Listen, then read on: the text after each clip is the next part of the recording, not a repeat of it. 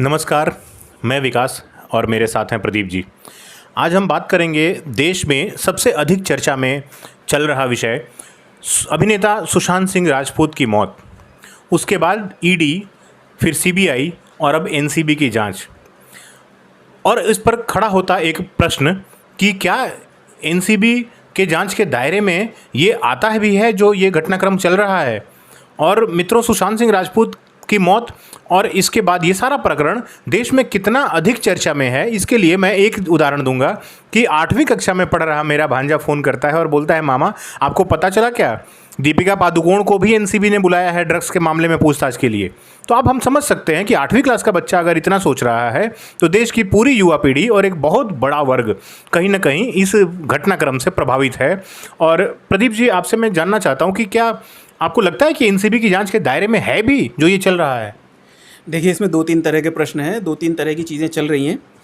एक तो लोगों का ये कहना है कि सुशांत सिंह की मौत से भटकाने का पूरा प्रयास है। दूसरे तरह के लोग वो हैं जो ये कह रहे हैं कि एनसीबी के अधिकार क्षेत्र में ही नहीं आता है।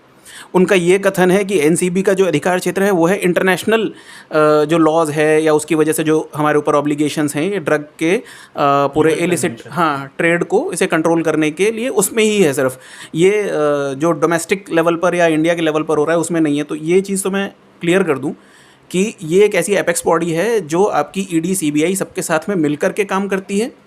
और ये जो है इसके अधिकार क्षेत्र में पूरे भारत में होने वाला ऐसा कोई भी इलिसिट ड्रग ट्रेड आता है। रही बात सुशांत के मामले को भटकाने वाली, जो लोग कहते हैं कि इससे भटक जाएगा, तो पहले तो मैं बता दूं, जो चीज़ अगर कोर्ट में चली गई है, भारत की जो जुडिशरी है और जो वहाँ के जजेस हैं, उनकी विजडम में ऐसी कोई कमी नहीं है कि उनको कोई मीडिया ट्रायल के थ्रू भटका लेगा। तो वो एक अलग मुद्दा है, वो एक अलग चल रहा है, ये एक अलग चीज़ है। यदि सुशांत की मौत की जांच करते करते ये एक चीज़ सामने उभर करके आ रही है कि ये ड्रग ट्रेड से भी जुड़ा कुछ हो सकता है, तो उसकी जांच हो जाने में कोई बुराई नहीं है। दूसरे, एक सुशांत सिंह राजपूत की आज मृत्यु हुई है इस चीज़ में, जो कि अत्यंत दुखद है। लेकिन अगर ड्रग ट्रेड जैसी चीज़ यहाँ पर फल फूल रही है मुंबई जैसे एरिया में, तो मुझे लगता है कि फिर तो इसकी जड़ों तक जाना बहुत ज़रूरी है। आगे चल के ऐसा ना हो कि ऐसे कई मामले हमारे सामने आ जाएँ। तो ये, और अगर अधिकार क्षेत्र में नहीं आता, ऐसा किसी को लगता है, कानूनी रूप से नहीं आता, पहले तो ये बताया कि कहाँ उसको लगता है, कौन सा ऐसा प्रोविज़न है जिसके हिसाब से ये एनसीबी के अधिकार क्षेत्र में नहीं आता है। ये क्लियर करें प्रदीप जी। एक प्रश्न है कि क्या सीबीआई के जांच को और उस पूरे मामले को कहीं ना कहीं दरकिनार करके एनसीबी वाले को फ्रंट फुट पे लाकर फोकस में रखना कहीं ना कहीं इसकी मंशा पे कोई प्रश्न है क्या? कि ऐसा है कि सुशांत की हत्या और सुशांत की मौत जो भी थी उसके बारे में जो जांच चल रही थी उसको डाइल्यूट करके एनसीबी यानी ड्रग्स एंगल को ज़्यादा शो करना, देश के सामने रखना, इसको आप क्या देखते हैं कि ये ठीक चल रहा है क्या? यानी ड्रग्स की जाँच ज़्यादा ज़रूरी है क्या? देखिए, ये तो बात हो गई मीडिया ट्रायल वाली कि मीडिया में क्या ज़्यादा दिखाया जा रहा है। आजकल एनसीबी वाला ज़्यादा फोकस किया जा रहा है। ये सारा गेम कहीं ना कहीं मुझे लगता है टीआरपी से भी जुड़ा हुआ है कि यदि दीपिका पादुकोण से पूछताछ हो जाती है तो सारा उनके बारे में डालने लग जाते हैं लोग। ये तो एजेंसीज़ हैं, एजेंसीज़ अपने हिसाब से काम करेंगी। अभी मुझे लगता है कि हम लोगों को वेट एंड वॉच करना चाहिए। जो मामला अगर जुडिशरी के पास गया हुआ है तो हमें अपनी जुडिशरी की विजडम पर पूरा भरोसा होना चाहिए।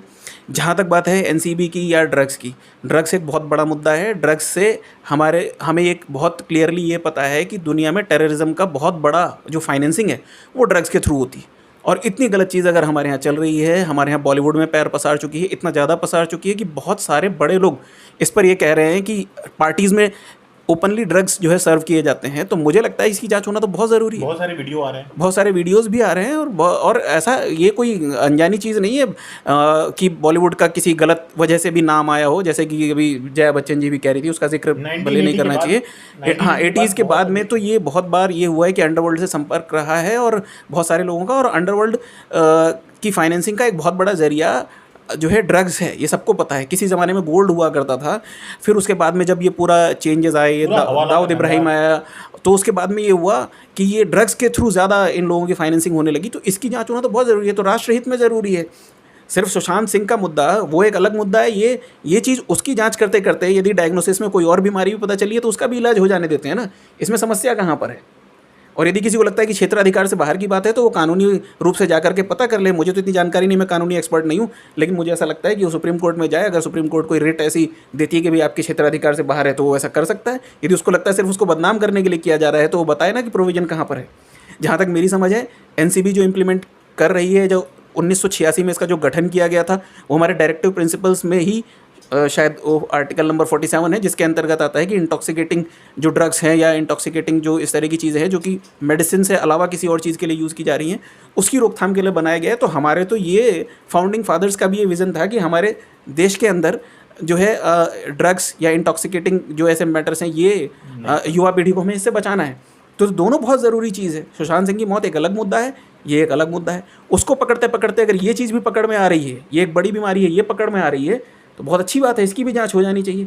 इसमें समस्या कहाँ पर है, इसमें इस तरह की बातें कहाँ पर, जो इस तरह की बातें कर रहे हैं मुझे तो लगता है उनके ये अंदर कहीं ना कहीं कोई खोट है, कोई प्रॉब्लम है, उनको पर्सनली कुछ ऐसी फीलिंग हो रही है। बिल्कुल ठीक बात है प्रदीप जी, क्योंकि कहीं ना कहीं आज ज़रूरत है देश की युवा पीढ़ी, और हमारी देश की युवा पीढ़ी दो चीज़ों से सबसे अधिक कहीं ना कहीं प्रेरणा लेती है। एक है क्रिकेट और दूसरा सिनेमा, शायद पहला सिनेमा बोले और दूसरा क्रिकेट बोले अब तो। और अब देखिए देश किस दुर्भाग्य के मोड़ पे खड़ा है कि उसी इंडस्ट्री से चलकर दो लोग और अपर हाउस में बैठते हैं और दोनों देश हित के इस बड़े मुद्दे में दोनों 36 के आंकड़े पर एक दूसरे के ऊपर प्रहार करते हैं। एक तरफ कोई बोलता है कि आप इस ड्रग्स कनेक्शन की जांच करो, तो दूसरा बोलता है आप उस थाली में छेद कर रहे हो। और अब हमें यह तय करना है देश के नाते कि हमारे सामने जो थाली परोसी जा रही है वो थाली हमारे युवा पीढ़ी के लिए कितना स्वास्थ्यकर है, कितना लाभकर है। आप और हम मिलकर अब यह तय करेंगे। आप सभी को नमस्कार।